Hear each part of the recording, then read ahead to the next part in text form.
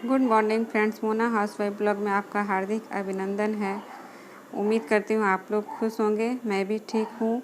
और आज सुबह सुबह मैं कपड़ा लगा दी थी धोने के लिए, क्योंकि कपड़ा जमा हो गया था। अब मेरा किचन में ही है, तो मेरा और काम करते करते मेरा कपड़ा भी धुल जाता है। और ये वाला मेरा ख़राब हो चुका था, वहाँ से जो पानी नीचे जाता, वहाँ से पानी डालने से पूरा नीचे से पानी निकलने लगता था। तो मैं यहाँ पे नल सेट कर दी हूँ, पानी इसके नीचे से निकलने लगता था। तो मैं एक छोटा सा पाइप मंगा के ऊपर ही नल में डायरेक्ट लगा दी है, उसी से मेरा काम चल जा रहा है।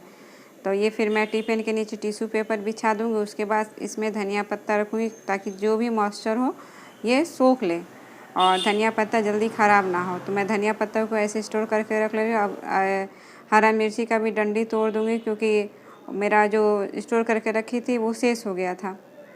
तो हरी मिर्ची की डंडी भी तोड़कर इसे धोकर इसका पानी पूरा अच्छा से सुखाने के बाद इसको भी टिफ़िन में करके, वैसे जैसे धनिया पत्ता रखी थी वैसे ही मिर्ची को भी फ्रिज में रख के स्टोर कर दूँगी। तो बस जब खाना बनाना होगा तो अंदर से निकाले या काट कूट के डाल दिए।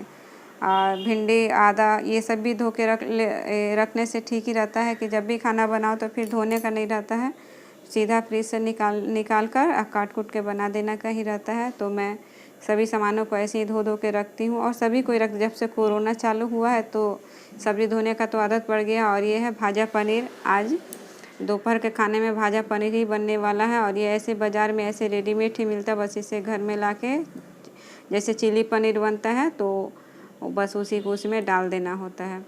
और मैं दही जमा दी हूँ दोपहर के खाने के लिए। सुबह में ही दूध गर्म करके इसमें दही जोरन डालकर दही जमा देती हूँ, तो ये दोपहर के खाने तक हो जाता है और ये ज़्यादा खट्टा भी नहीं होता है। और चिली पनीर के लिए मैं ये सारा सामान काट के रखी हूँ, 3 प्याज, कैप्सिकम, थोड़ा सा लहसुन और ये हरी मिर्च। तो ये आज इसका पूरा प्रोसेस नहीं दिखाने वाली, तो आज मेरा टाइम बच गया था क्योंकि भाजा पनीर ही बनाना था। तो कपड़ा भी बहुत ज़्यादा ही जमा हो गया था तो इसे भी आज आयरन करके हटा ले रही हूँ। मैं एक बार अपना पतिदेव का कपड़ा आयरन करके हटाती हूँ, फिर एक बार अपना करती हूँ और बेटा को बोलती हूँ कि तुम अपना कपड़ा आयरन कर लो, क्योंकि वो 12th का एग्ज़ाम दे दी। अब तो बड़ा हो ही गया, जब छोटा था तो कर ही देती थी, पर वो मोबाइल में व्यस्त रहता है। तब देखूँगी तो उसका भी कभी कपड़ा आयरन कर दूँगी।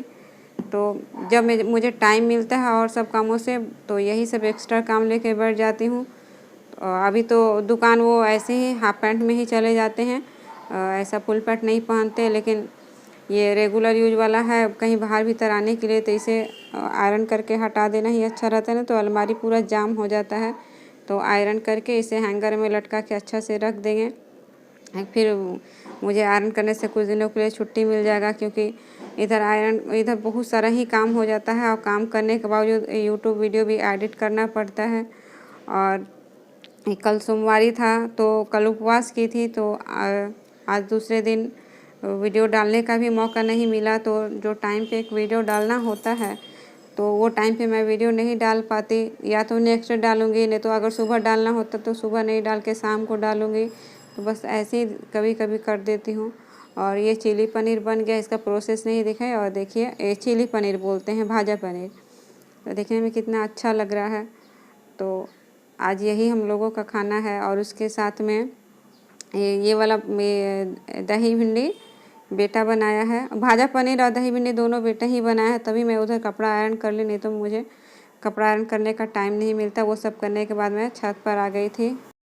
मेरे पति तो बहुत दिनों से बोल रहे थे कि छत पे जाके आधा घंटा भी टाइम निकाल कर ये सब जो गमला में जो घास सब एक्स्ट्रा सब गाछ वृक्ष जो उग जाता है, तो उसे स्क्रू ड्राइवर से निकाल कर साफ़ कर देने से अच्छा होता है।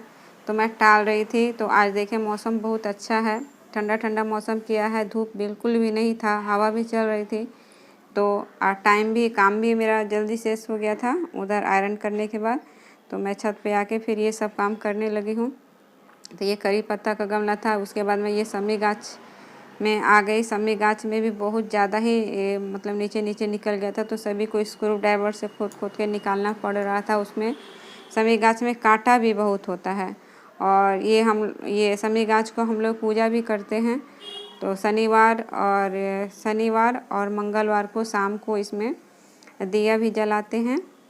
और शमी गाछ का पूजा करने से क्या वो शनि ग्रह जो एक होता है वो भी धीरे धीरे कम जाता है, क्योंकि पीपल गाछ और शमी गाछ दोनों ही सेम होते हैं। तो पीपल गाछ, ऐसे तो पीपल गाछ भी एक साइड में रखा हुआ है, लेकिन शमी गाछ का पत्ता जो होता है वो शंकर भगवान पे चढ़ाया जाता है और उसका एक पत्ता मतलब 108 ओम नमः शिवाय के बराबर होता है।